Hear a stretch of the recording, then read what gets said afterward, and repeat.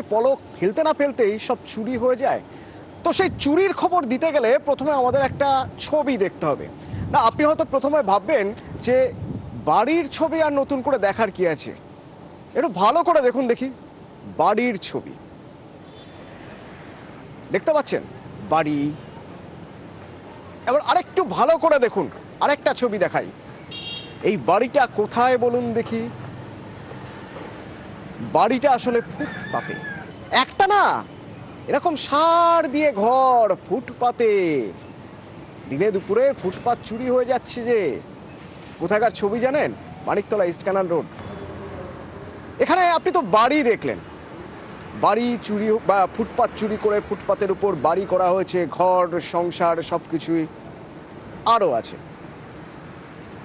ভালো করে দেখুন, ফুটপাত দিয়ে হাঁটা যাবে না, তাহলে মানুষ হাঁটবে কোথা দিয়ে? রাস্তা দিয়ে। কিন্তু রাস্তা দিয়েও যে হাঁটবে, রাস্তার ধারে যে যার নিজের মর্জি মতো গাড়ি পার্ক করে রেখেছে। না, এগুলো কোনো সরকারি পার্কিং নয়, আইন মাফিক পার্কিং নয়। কিন্তু ওই যে এখানে দেখার কেউ নেই, সে বড় গাড়ি হোক ছোট গাড়ি হোক আরামসে এখানে পার্ক করা যায়। আর যদিও ছিটে ফোটা কোনো জায়গায় হয়তো ফুটপাত একটু দেখা যাচ্ছিল, সেটাও আর দেখা যাচ্ছে না। তার কারণ সেখানে গজিয়ে উঠেছে দোকান, ফাস্টফুডের দোকান, জাপান বিড়ি সিগারেটের দোকান, বিভিন্ন রকম দোকান, পসরা সাজিয়ে সবাই বসে রয়েছেন। আর যদি একটুও জায়গা কোথাও বেঁচে থাকে যার নাম ফুটপাত, সেই জায়গাটা চলে গেছে মজুদ্দারদের দখলে। ওই দেখুন, গাছের গুড়ি পর্যন্ত কেটে এনে ওখানেই ফেলে রাখার আছে, কারণ এই জায়গাটা বেওয়ারিশ। ফুটপাত কারো নয়, কারো নাম লেখা নেই, কিন্তু ফুটপাত হাঁটার রাস্তা যে, তার কারো হুঁশ নেই। দিনের পর দিন এরকমই চলছে। বিশ্বজিৎ প্রতিনিধি আমার সঙ্গে রয়েছেন সরাসরি। বিশ্বজিৎ, এ তো এরকম যেন হতেই পারে, এটাই নিয়ম, এই তো স্বাভাবিক, ঠিক সেইভাবেই যেন চলছে।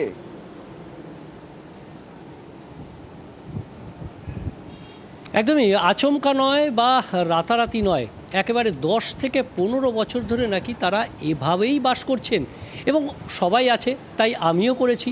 এরকমটাই মনোভাব ব্যবসায়ী বা যারা বাস করছেন তাদের। আমরা যদি দেখি যে ক্যানাল ইস্ট রোড একেবারে কলকাতা পুরসভার 14 নম্বর 13 নম্বর ওয়ার্ড রয়েছে এবং 29 নম্বর ওয়ার্ড, তিনটে ওয়ার্ডে এই রাস্তা রয়েছে। কলকাতা স্টেশন যাওয়ার গুরুত্বপূর্ণ রাস্তা, রাজাবাজার খালপাড় ধরে যদি আমরা যাই কলকাতা স্টেশনের দিকে, তাহলে বিকল্প রাস্তা এটা। আর এই রাস্তার একদিকে যেমন ঝুপড়ি খালপাড় রয়েছে, আমরা প্রথমে ভেবেছিলাম যে হয়তো বেআইনি পার্কিং হচ্ছে, সার দিয়ে সেখানে গাড়ি দাঁড় করিয়ে রাখা হয়েছে। আমরা একটু নজর রাখছিলাম যে কেউ সেখানে বেআইনি পার্কিংয়ের জন্য চাঁদা নিচ্ছে কি না, যে যার মতো সেখানে গাড়ি পার্কিং করে রাখে। আর একদিকে গাড়ি পার্কিং রাস্তার উপরে কার্যত, কিছুটা ফুটপাতে, আর অন্যদিকের ফুটপাত তো কার্যত বেদখল। যেমনটা বললে যে কোথাও বাড়ি, কোথাও চায়ের দোকান, কোথাও সাইকেল সারানোর দোকান, মানে যে যেমনভাবে ফুটপাতটাকে পুরো দখল। এবং এখানে ফুটপাতটা অনেকটা চওড়া, কলকাতা পুরসভা সেখানে টাইলস বসিয়ে দিয়েছে ফুটপাতে, এবং তারপর সেই ফুটপাত দখল হয়ে গেছে। এবং এই ফুটপাতের যে দখল সেটা 1-2 দিন নয়, এবং এইভাবেই চলছে। কেউ ব্যবসা করছেন, সমিল রয়েছে, তার যে গাছের গুঁড়ি সেটা এমনভাবে রাখা রয়েছে যে সেই ফুটপাত দিয়ে একজনও পথচারী হেঁটে যেতে পারবেন না। আর এই অবস্থার জন্য সেখানে যানজটও তৈরি হচ্ছে, কারণ যে রাস্তা দিয়ে পথচারীরা হাঁটবেন সেই রাস্তা দিয়েই গাড়ি চলছে, যদিও একমুখী যান চলাচল, কিন্তু সেখানে সরকারি বাস আসে। উত্তরবঙ্গ যাওয়ার যে সরকারি বাসগুলো গ্যারেজে যায়, সেই বাসগুলো সেই রুট ধরে, তখন সেখানে মারাত্মক যানজট হয়ে যায়। আর তার ফলে কলকাতা স্টেশন যাওয়ার যে এই রাস্তা, সেই রাস্তাতে কিন্তু অবস্থার সঙ্গীন হয়ে পড়ে। অর্থাৎ যারা রাজাবাজার মানিকতলার দিক থেকে এই, কিন্তু বিশ্বজিৎ, এখানেও আবার একটা মজা আছে।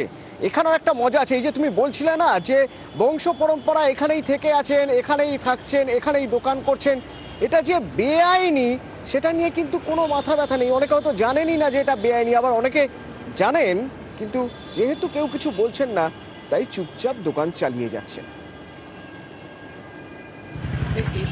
এখানেই হোটেল চলে তোমার? হ্যাঁ, এই টুকটাক করে চলে, আমাদের ঘরেও খাওয়া হয়। কিন্তু পুরো ফুটপাত তো দখল, মানে মানুষ হাঁটবে কোথা দিয়ে? পুরো ফুটপাত কি দখল করা যায় মাসি? না, কতদিন ধরে এই দোকান চলছে? 15-16 বছর হয়ে গেল। থাকি, থাকেও তো অনেকে, হ্যাঁ অনেক থাকে। এই পুরো ফুটপাত দখল করে তো অনেক দিনই হলো রয়েছে এখন। পুলিশ বা প্রশাসন থেকে কিছু বলে না? এরকম তো কিছু কেউ বলে না। কেউ কিছু বলেনি। বিশ্বজিৎ, এভাবে তো দিনের পর দিন চলতে পারে না। এই জায়গা যাতে দখলমুক্ত হয় ফুটপাত, সেটা তো দেখতে হবে। এতদিন কেন হয়নি এ প্রশ্ন যেমন উঠবে, তাই বলে কোনোদিনই হবে না এ প্রশ্নও তো উঠবে। কিন্তু যাদের দেখার কথা পুরসভা, তাদের কি নজরে পড়েছে? নজরে নিশ্চয়ই পড়েছে, কিন্তু পদক্ষেপ করা যে উচিত, করতেই হবে, এই ভাবনা চিন্তার জায়গা কি তৈরি হয়েছে?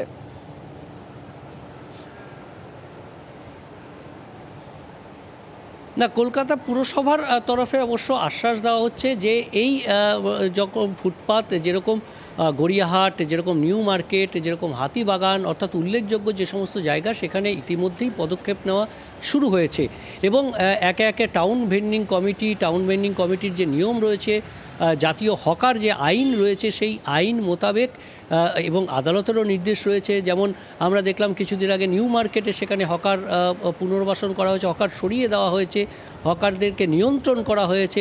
গড়িয়াহাটে হকার নিয়ন্ত্রণ হচ্ছে। পুরসভার তরফে অবশ্য আশ্বাস দেওয়া হচ্ছে যে এইভাবে বড় বড় যে সমস্ত মার্কেট, গুরুত্বপূর্ণ জায়গা, সেখানে হকার নিয়ন্ত্রণের পাশাপাশি শহর জুড়েই এই হকার নিয়ন্ত্রণের কাজ হবে। অর্থাৎ ফুটপাত পথচারীদের থাকবে, এটা নিশ্চিত করতে চায় কলকাতা পুরসভা। পথচারীদের জন্য যতটুকু ফুটপাতের আইন মোতাবেক অধিকার রয়েছে, সেই অধিকার তাদেরকে ফিরিয়ে দেওয়া হবে এবং হকারদেরকে নিয়ন্ত্রণ করা হবে। তাদের যতটুকু অধিকার রয়েছে ফুটপাতে তাদের ব্যবসা করার জন্য। আশ্বাসই সাহি।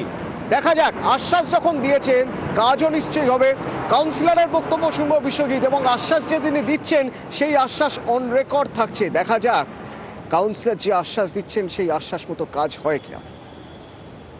দেখুন, এখানে আমি অনেকবার এদেরকে নোটিশ করেছি এবং আমরা ফাইন করেছি, তা সত্ত্বেও এরা মানছে না। ফুটপাথের উপরে দখলে দখলে সব দোকান করে দিয়ে গাড়িগুলো রেখেছে বেআইনিভাবে। আমাদের কোনো পার্কিং নেই ওখানে। জানি না কে সাপোর্ট দিচ্ছে পিছন দিয়ে, নাহলে এত সাহস পাবে কি করে। আমাদের মিটিং হয়েছে, মেয়র ছিল, আমার জঞ্জাল ডিপার্টমেন্টের ডিজি ছিল, সব ইন্সপেক্টর ছিল। আমি বাধ্য হয়ে বলেছি এটাকে ইমিডিয়েট, এটাকে কলকাতা স্টেশন থেকে আমার মানিকতলা অবধি যাতে ফাঁকা থাকে সেটার ব্যবস্থা করতে।